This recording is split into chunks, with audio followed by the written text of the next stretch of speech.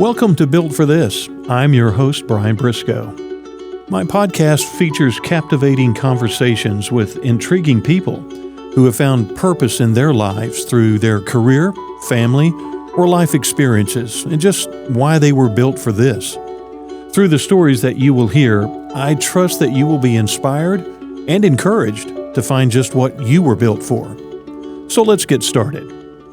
And thanks for joining us on another episode of Built for This week. And what a real pleasure it is for me, and a rarity for anyone to be able to book this guest on a show. But we go back a long ways, our KRLD days, and you know him as the voice of the Texas Longhorns or Texas high school football, and it's my friend Craig Way. Craig, thanks for taking time to be on the show. You know, it's my pleasure, and the first thing that rolled through my mind is, where I'm concerned getting here, are you really built for this, to deal with me today? Well, I'm built for it, but you're the one that's built for doing what you do. It's great to be here. It's great to be here, and great to see you as always. So yeah, I was looking forward to this. A lot of great stories, and you know, we're just going to start back from how the heck you got to Texas, because you're a North Carolina grow up kind of kid, and really went to college there to start with, but was broadcasting at the forefront of your mind when you first started, and you started college there, but then you end up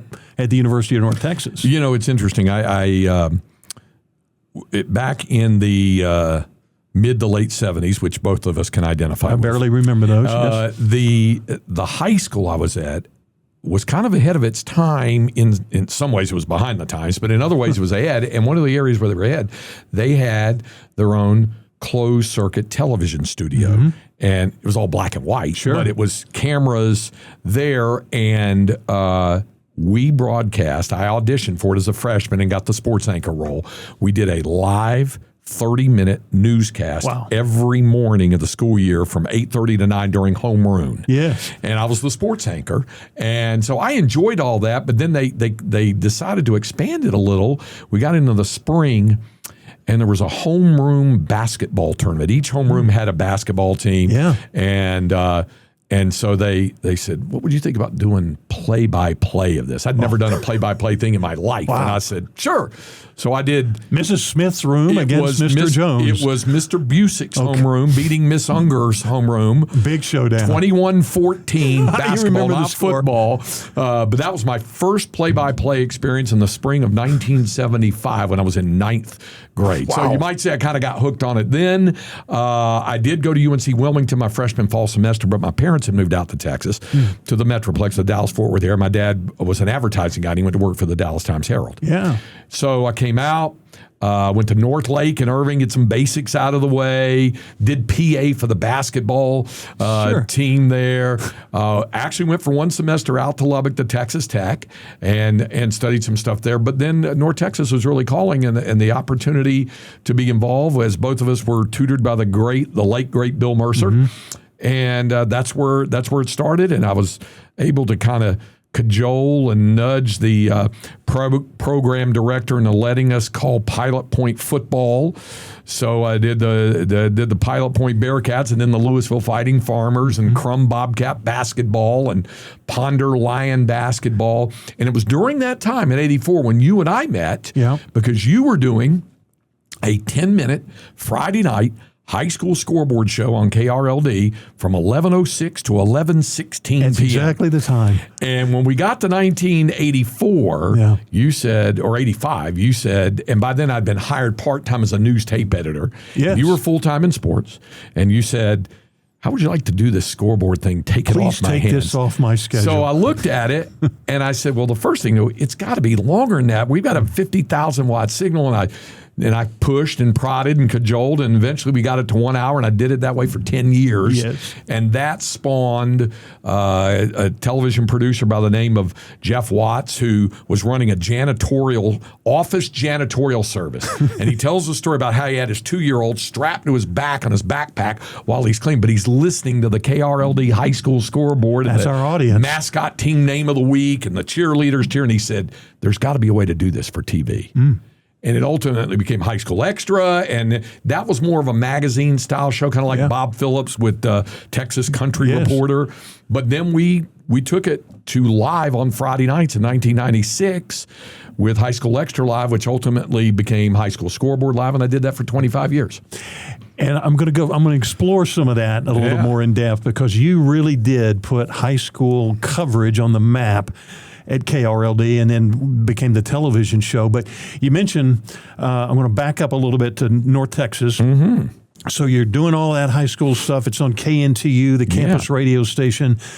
You mentioned Bill Mercer, and he was the mentor to so many of us, the late, great Bill Mercer, who passed not long ago. Talk a little bit about what he really meant to so many people that a lot of us hear and see on the air doing sports. Bill was the leader of that pack. They call it the Mercer Mafia. That's right. Day. He was the anchor of it all, really, and the ground force. And what he did was, first of all, he was a teacher. Yeah. And he taught the sports broadcasting class. Mm-hmm. And when I first enrolled at North Texas, I didn't even know there was a sports broadcasting class. I just wanted to be back closer to home. And then I was told, no. The guy that does this morning sports on KVIL. By then he was part of Ron Chapman's big, ratings winner. And he did the sports. And so I enrolled in the class. And the first thing, as you remember, when you were in the class, he said, I want you to go out. He was telling the whole class this, and record a game on cassette tape. Yes, I remember cassettes. Yes. Go out and record a game. It can be high school, college, middle school. Here's the grand irony. Back then, in the early 80s, he said, I don't want you to call it off TV. Don't call it, because you can't get a cool feel for it. Sit in the stands. And you look at it today with the amount of remote broadcast, Remy's, and I engage in some of that myself. We had the pandemic really made a lot of that necessary. Right. That we are doing off monitor. Now it's more technologically advanced. Yeah.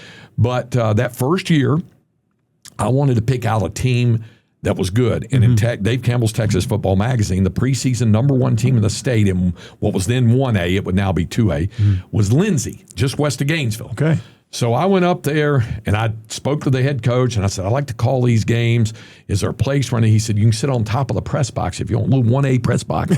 I'm holding the microphone calling Lindsay. Trying to live to tell about Collinsville, and doing all of this stuff. So it started from that, but by the end of that fall in 82, I knew the team to beat was the defending state champion 2A Pilot Point. Okay. And that's when I was really pushing the program director, let us do play-by-play. And he said, well, I said, there's no real training for sportscaster. He goes, well, yeah, we do an evening sport newscast, and you're doing those, the sports. And I said, yeah, but that's not play-by-play.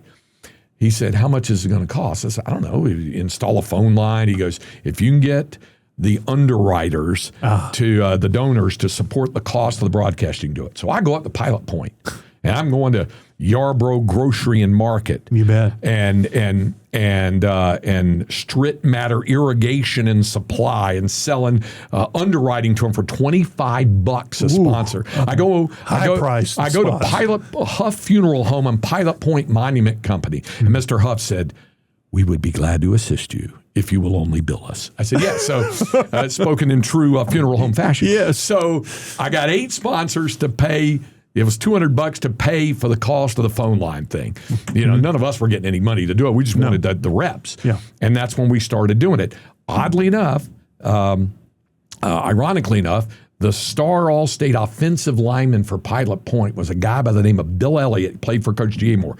Bill Elliott is now the head coach of defending state champion Salina, the number one team in the state in 4A, and we laugh about those days. Circle. So, yeah, but Bill taught us all these things about how to go out and do all these different things. I'll never forget being in his sportscasting class. I turn in my first set of tapes. Okay. And he comes back the next week, and it is amazing how he could listen from 15 guys in the class to all their game or most of their game. And he had these thick rubber bands wrapped around yellow legal pad around my cassettes. And it's like 3 pages front and back critique. Ooh. And I'm like, oh my gosh. And he said this, and then try this, and this, and this, and try. And then at the end, overall, very good, B+. Okay. 3 weeks into the semester, he put me on the broadcast doing stats and additional color. So it was fun. But he was a great teacher and a great leader. And he taught us, and I know you'll remember this as well, he taught us how to carry ourselves as broadcasters on the road. That was some of the most valuable experience. He'd take us on the road for a game at Louisiana Tech, a basketball game, or what is now UL Monroe, back then Northeast Louisiana. He would take us on the road and how you conducted yourself and how you approach things. And he would also give us games occasionally. He said, there's 2 places I don't like to go. One of them is Edinburgh, the Rio Grande Valley, and the other is Jonesboro, Arkansas. Oh, he's not one of the Arkansas State. You get those games play-by-play. So I went down to what was then Pan American University. Pan Am, now UT Rio Grande Valley. And it was on my shoulders to take the equipment, set it down, call the broadcast, and Rob Coffey was a student with me at the time, and he was the student SID. He would do the same thing. Doug Ray, the legendary sports information director, would let Rob go in his place, and so the 2 of us would do that. We did that. We did Jonesboro. And the rest of the time I was doing color with Bill, but he would give us those opportunities to grow as broadcasters, and then he was almost like a second father. He was so close to him, and I saw him maybe a little over a month before he passed away. And I mean, he lived to be 99, and he was sharp as a tack all the way to the end. Was a great mentor and friend. And somehow from those days and those trips to Edinburgh, you eventually would make your way to become the voice of the Texas Longhorns. I'm sure you weren't thinking that at that time. No. but after that, like you mentioned that you come on the KRLD staff. I'm already there for a couple of years or so, whatever. I was doing that high school show, which you take over and expand it to become a monster show for KRLD, and it becomes the television thing, which has a life of its own. I mean, now look at it. You know, people tune in on TV to see the coverage, and you got highlights and scores, and you've got all that, and you built that. But that was a passion, I know, of yours. Not everybody would want to take it on. And I remember the days, you can tell a lot of stories here, about you driving hundreds of miles to record the cheerleaders for the opening of the high school scoreboard show, and you'd get them to record something, and then you would have all the scores. But that kind of dedication, I think, comes probably from Bill Mercer. But you put a lot of passion into that show. Well, I got to thinking when we expanded it to an hour. I thought there's got to be more than just the scores. Yeah. And I thought to get some other people. So I thought, why not open it with a whiz bang open, get some cheerleaders. So the first place I ever went was Scurry Rosser down there in Kaufman County. Okay. And I called the school and got permission, and I said, who is, and I wanted to be Metroplex kids, and I said, I'd like to record them doing a cheer to start off. And they're like, well, okay. So I went down there, and the cheerleading sponsor was like, well, what do you want to do? And I had it scripted out. And I said, I want you all to do this and this, and all the cheerleaders. And they're like, stay tuned now. And they all had like one line. Wow. Coming up, all the highlights and scores by, and then the KRLD high school scoreboard, yay! And then it would go into the music of it. Yes. So that was one thing, and we did it, and it got them involved. And then I thought, we need to have a feature. And I thought, what is one of the things that is a standalone thing about Texas high school football that hooked me when I first came out to the state that is really unique to Texas? It's in other states as well, but really unique because of the large scale, and that is the strangeness of some of the mascot names. The mascots. So I call what I call the quintessential mascot name. I call Itasca to talk to the secretary, Nancy Bowman, ask her, why is the school the Wampus Cats? Yes. And she has this whole story about in the 1920s, after a big win, one kid named Trav Burks jumps up and shouts, wow, we were really Wampus Cats tonight. She goes, silence fell over the fresh locker room. Everyone knew the mascot had been born. But I mean, it started from that. And so you'd have the Itasca Wampus Cats and the Hutto Hippos and the Golden Cranes from Crane and the Rock Springs Angoras and the Canepa Purple Rock Crushers. Okay. And you had all these different ones, and there had to be a story behind it to find out. So I'd call and find out what's the story behind. Usually a principal might know. Yeah. Sometimes they didn't. After the first year, remember this show was on 10 years, so after the first year, I knew it was going to run out of Texas ones. So we started expanding it to other states. Yeah. So I found out about the Gabbs tarantulas in Arizona, in Nevada.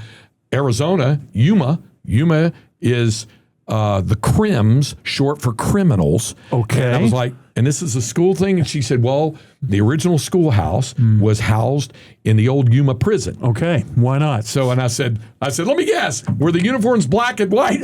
And she said, yes. Yes, we are. Okay. And I'll never forget calling Orofino, Idaho. Orofino, home of the Maniacs.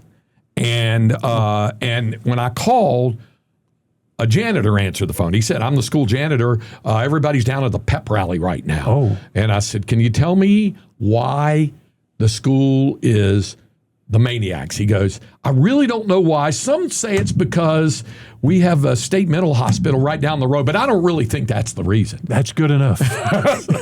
So it was the features like that that added, but the meat and potatoes, obviously, the scores. We had reporters calling in from all over the states. We're carting up these reports and getting them stacked up and say, hey, Temple got a big win over Belton tonight. Here's Gene Watson. Gene Watson is now the director of player personnel for the Chicago White Sox. Okay, he did and we still laugh about those days. So there was lots of those types of moments and episodes. Is there a place that you go that you don't get asked to try to name the mascot for every school? I mean, everywhere you go. There's some people, if I speak to a certain group, yes, there was that kind of thing about how many, hey, can you tell me Somerville? I went, well, it's the A was. I think I can. Yeah, okay. Yeah.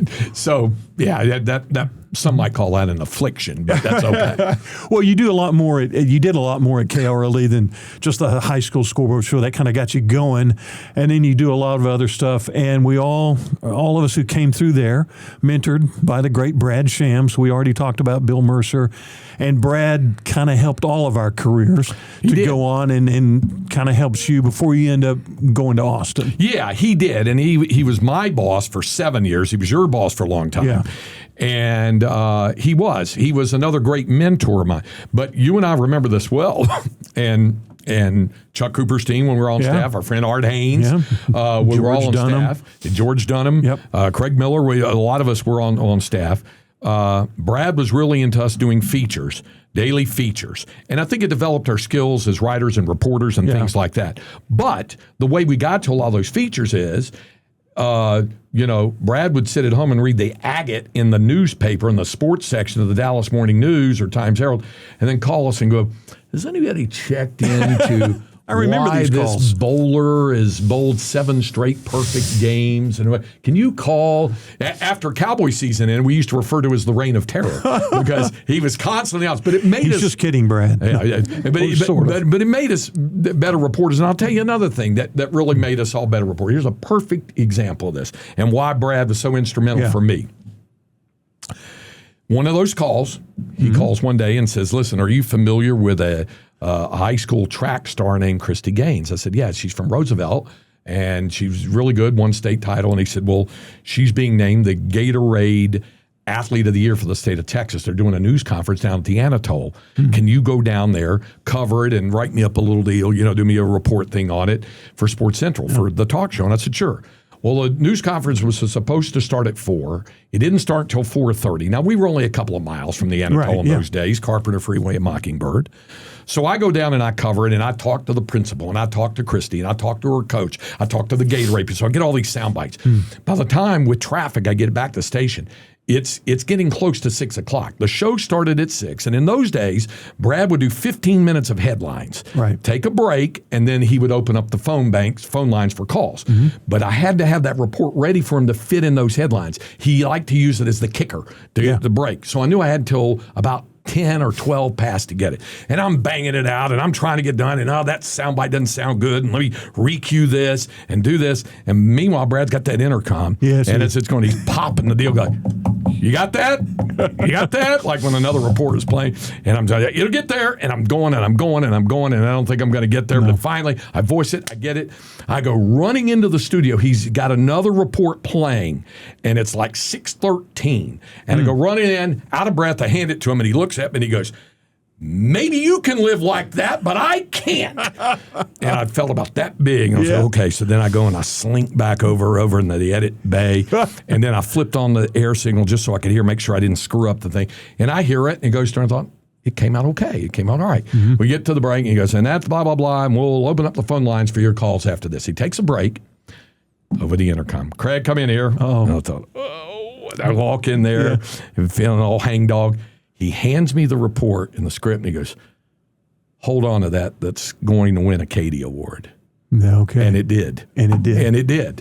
So and we laugh about it to this day. Yeah. But he had the leadership of all of us. He had the knowledge, and he leaned on us because he knew he could draw that out of us and make us all better for it. And I'm eternally grateful to him and the guidance and teaching that I got from him and from Bill Mercer as two of the great mentors in my life. And with those great stories you've told of Bill and of Brad and the leadership there, at that time in your career, could you really feel the confidence that, hey, I am built for this. This is what I should be doing, what I've always wanted to do, but I now really feel like I'm working in a big market, but I have the confidence now that this may be just the beginning of what I'm going to do. Yeah, and I wasn't sure where it was going to lead. You know, you did, I worked with Bill Mercer on the North Texas broadcast, but in 1988, I got a chance to be the studio anchor on the old Southwest Conference Radio Network. Yes. And it was fun, and it was bizarrely different, as you remember back in those days. If you had a conference game, let's say Baylor was playing Texas Tech in Waco. Mm-hmm. Frank Fallon, the 50-year voice of the Baylor Bears, great guy. He would do the play-by-play. Jack Dale, the 50-year play-by-play voice of the Texas Tech Red Raiders, did color. Yeah. He was the analyst. Strangest matchup ever. Same broadcast to both markets. Mm-hmm. And I was the studio anchor in between that. There's no way that would happen today. You just couldn't do that to each individual fan base would not put up with it. Yeah. But I was the studio anchor for that, and I did it for 4 years. And then in 1991, when it got to the end of the year at 91, I was asked if I wanted to fill in as the analyst on Texas A&M. Bill Schoening had been the analyst, but he was going to go with the basketball team to do the preseason NIT in New York. Jerry Trupiano was the play-by-play guy, but Troop was getting ready to leave to take the job of the Boston Red Sox. Mm-hmm. So I show up and I do color and all this. What I did not know, and they told me later, was they were auditioning me without telling me. For the Texas job. For the color analyst job for Texas. So then after that happened, a couple months later, they offered that, you want to be the analyst. Bill's moving over to play-by-play. Mm. And we did 10 football and 9 basketball seasons together. And it was great. And then Bill left in the fall of 2001 to be the play-by-play voice of the San Antonio Spurs. Yes, he did. And I moved over to play-by-play, and so 25 years later, here we are. Here we are. You know, that kind of thing. I guess it wasn't, or was it hard to leave Dallas? I mean, here you are working at that time. There was no all sports radio stations as we know it. KRLD at that time was a sports giant. Yeah. It had the Cowboys, and we covered everything. We went everywhere. But you do have that, like you said, you had a chance then to go to Austin, be on the Texas network. Yeah. And what was your thoughts then about, or was it just like, this is something I need to do? Well, there was a little bit of lead into it from 92 to 96. I commuted for all the games. I still worked at KRLD. By then I was sports director, and then I was doing morning drive sports. Yeah. But I commuted for all the football and men's basketball games for Texas. So every game was an away game for me, except the OU game, since it was in Dallas, or when they played SMU or TCU in those days. So, but in 97, that's when the station down in Austin, KVET AM 1300, was going all sports. And Bill Schoening asked if I wanted to come down and co-host with him. I was still the analyst with him on the football and basketball.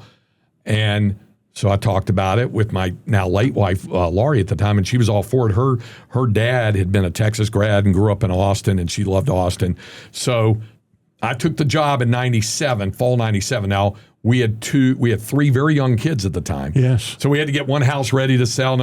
So I lived in an apartment for 10 months. And then we got a house, and she moved down with the kids, and we had our 4th kid while we were down there. So it kind of morphed into it. And during that time, I was still doing color with Bill on men's basketball, but they needed somebody to do the women's basketball. So I started doing that. Well, here we are 27 years later doing the women. I still do the women's games that don't conflict with the men. The women last year went to the Final Four. They played 39 games. I think I did 31 of them. Wow. And then all the men's basketball, and then obviously all the football, and then all the baseball. So it's kept me busy. Texas. Okay, let's talk about that. For all these years down there, you've seen a lot through football and basketball, baseball. What's that like working in that atmosphere? But I mean, you have great program across the board in pretty much whatever sport that certainly that you're involved with in broadcasting.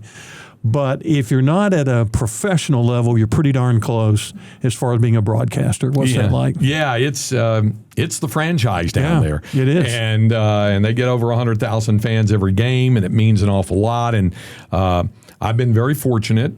The athletic directors have been great. University administration has been outstanding, and the coaches have been wonderful to me. The football, when I started, Mac Brown was the coach, and then John Makovic was when I first started as the analyst. Yeah. And John and I had Myrtle Beach in common. He would go there on vacation. Yes. Because he had been quarterback at Wake Forest in the 60s, and Brian Piccolo was his running back back in the day.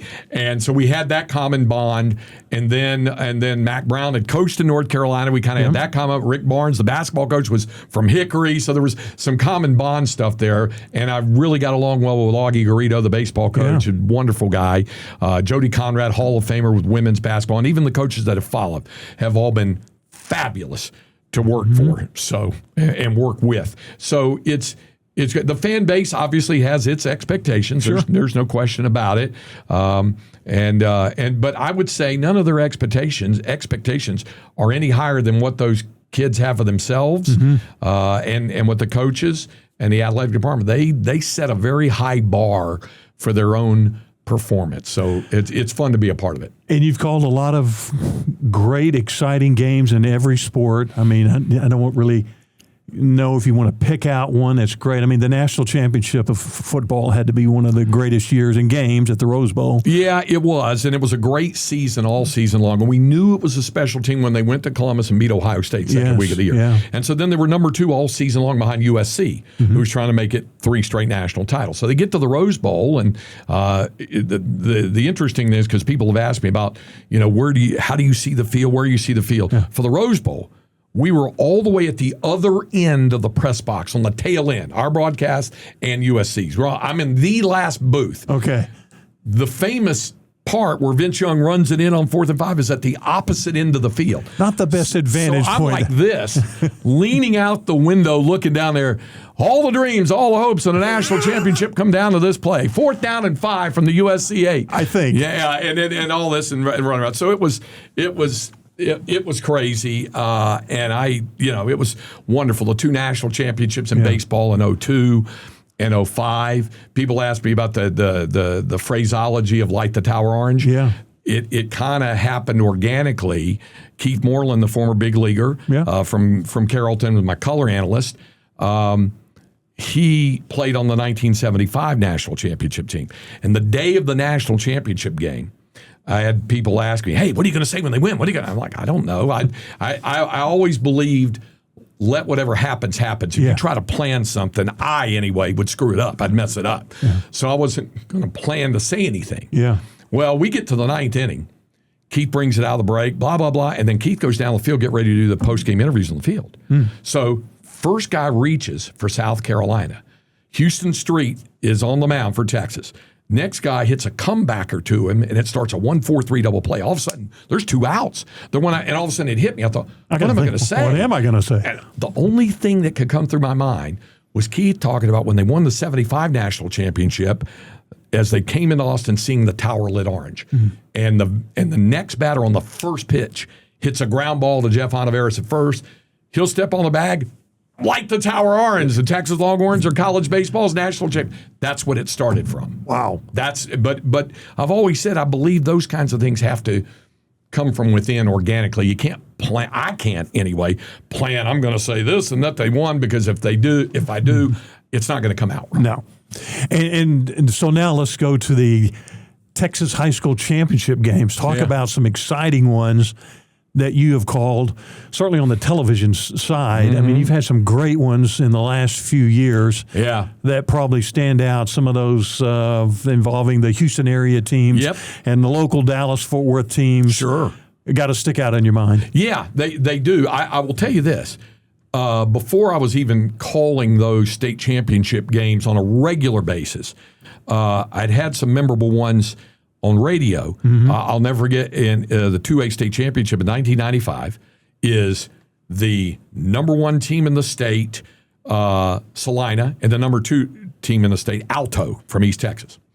I had done on TV earlier that day, it was a noon kickoff of the state championship game between Flower Mound Marcus and San Antonio Roosevelt, who won the game at the old rock pile, Alamo Stadium. Yeah. I raced to the airport, I fly back, I land at DFW, and I zipped to Texas Stadium to call this game in 95. And it lived up to all the billing. There were 7 lead changes. Salina wins like 32-28. So there was that was great. Yeah. And then in 2005, people asked me, hey, how great was it? Was that the best game that you've ever called? Was the Rose Bowl with USC, the 2005 season? I said, well, if it wasn't, it might have been number 2. And they said, well, what would have been number 1? The 3A Division II state title game between Hutto and Tatum, which Jeremy Curley went on to TCU and the New York Jets, was playing for Hutto, and it was a crazy game, and it was the exact same score as the Texas USC Rose Bowl, 41-38. Oh my! But to your question, yes, TV's had some great ones.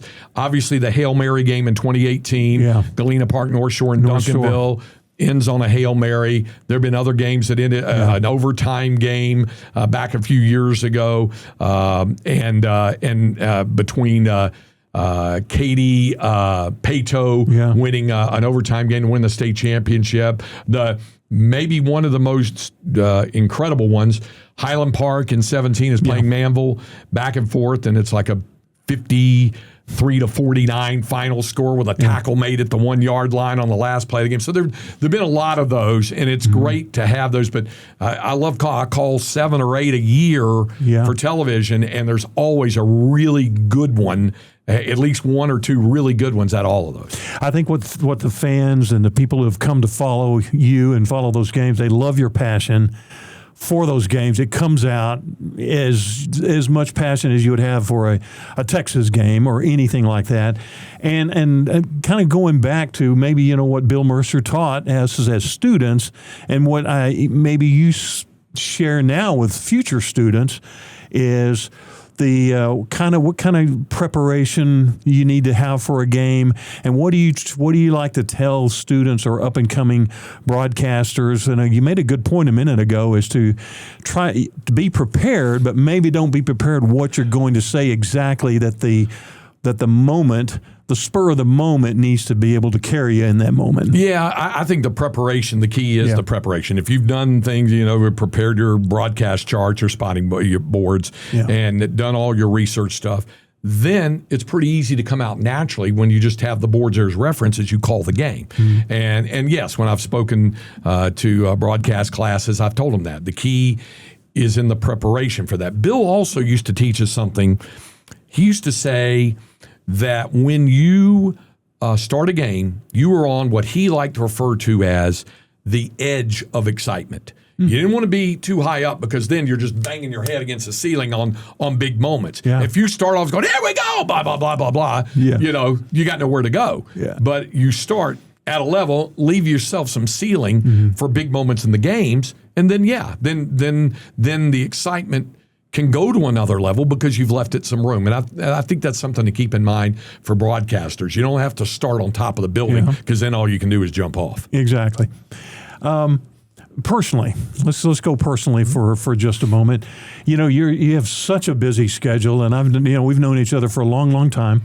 A lot of travel, a lot of things involved, but you're a father to your daughters and your sons, and you stay very busy. We've both traveled a very similar journey with our wives on a cancer journey. I know you lost Lori on that a few years ago. What helped support you and give you the girth to still keep a pretty strong schedule that you had through very difficult times, which was over a number of years? Yeah, I think both of us went down that path where it was going to be several years of. We were not only husbands and fathers and grandfathers, we were caregivers. Right. And we needed to be caregivers to our wives as they were fighting that journey. And I know it was like that for Deanne as it was for Laurie, that nobody nobody handled it better than those two who had to live it and ultimately die from it. And so you could draw some strength and inspiration from it. But we also had great support groups, family, friends who helped get through it. And so I lost Laurie 9 years ago, but we had fought it for 6 years before the end came. And my 4 kids, I have 2 sons and 2 daughters, and the sons are the bookends, and the daughters in the middle, and they all handled it amazingly well. One thing, out of tragedy sometimes comes some humor things. My youngest son was a junior in high school that year, and he was playing football for Vista Ridge High. Yeah. And they went over to play a heavily favored team on Thursday night. It was one day after the memorial service. Wow. He wanted to play, and we're like, you don't have to do this. Sure. He goes, no. And we thought, well, maybe that's how he processes it. So he goes and he plays in the game. And they had a chance to pull an upset, but they didn't, and they lost. So the coach has them all surrounded in a circle, and he's talking about, if we just remain committed to the process, we can do this. But I don't see the commitment from every. And then he points to Jason. He goes, "Look at this kid. He lost his mom yesterday, and he's out here playing." That's commitment. And Jason was like, don't. Okay, all right." It brings out, I think, the inner strength in all of us. Yeah. And then for my journey, all I could think about the first couple of years afterwards, helping Jason get through high school. My other kids were either in college or out of college by then. Laurie and I had this vision. We wanted to get all 4 of our kids through college with degrees in their hand and no student loan debt. Yeah. And we were able to do that. But it was almost 3 years into it when I had just had a chance meeting and ran into an old friend that we had actually dated in the early 80s briefly for a while. She came to, Linda came to our wedding. Yeah. Laurie and I went to her wedding, and then I hadn't seen her for over 30 years, and we hit it off. She's a great lady and a special ed counselor, and then ended up moving to Austin, worked down there, and we started, as they used to say in the day, keeping company. Okay. And wound up getting married 3 years into it afterwards. So she's wonderful. The kids love her, and my 4 grandkids love her. So it's been a really good story. And so you have found new love, new life. Yeah. In your journey now. Well, and I think both of us in traversing the road, we learn things about ourselves. Yeah. We learned how much strength we can have. We learned it about the people who were around it, and we certainly learned it about the loved ones that we lost, how much strength they had, and that gave me strength in return.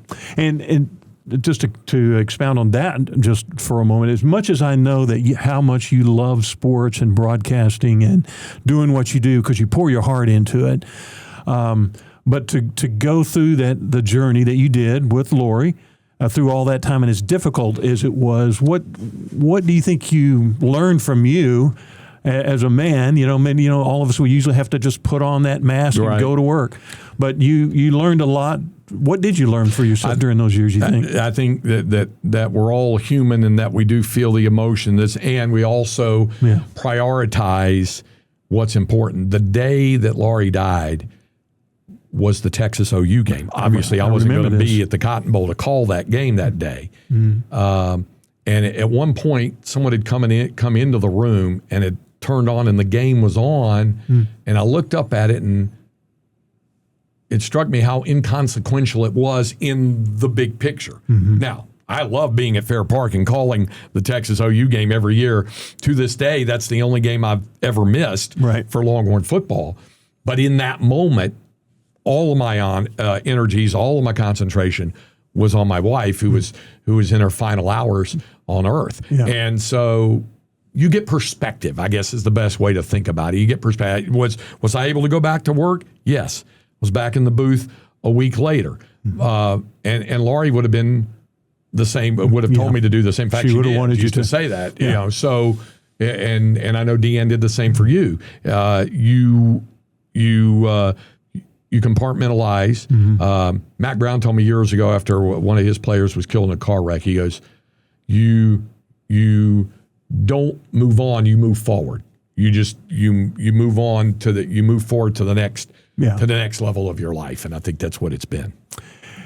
Is there a next journey for something on the horizon for Craig Way, or is doing what you do right now? I mean, you mentioned it a little bit earlier, and as we talked about, I mean, being in Austin and covering Texas is probably like covering a professional sports team anyway, and the amount of games and stuff. I mean, are you where you're going to be at this point in life? I think, I'm doing the things that I love the most.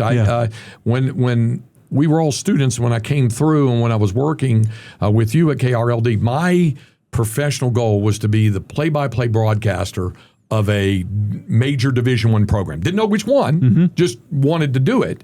And ultimately, that happened. But along the way, I also developed the love and the passion for high school football. Yeah. And I never wanted to step away from it. I never wanted to leave that. And that's why it's incorporated into the broadcaster and the person that I am as well. That I give that part of myself to that, and obviously I give everything that I'm capable of giving to the University of Texas and the Longhorn Radio Network from Learfield, and have enjoyed it, and just want to keep it on.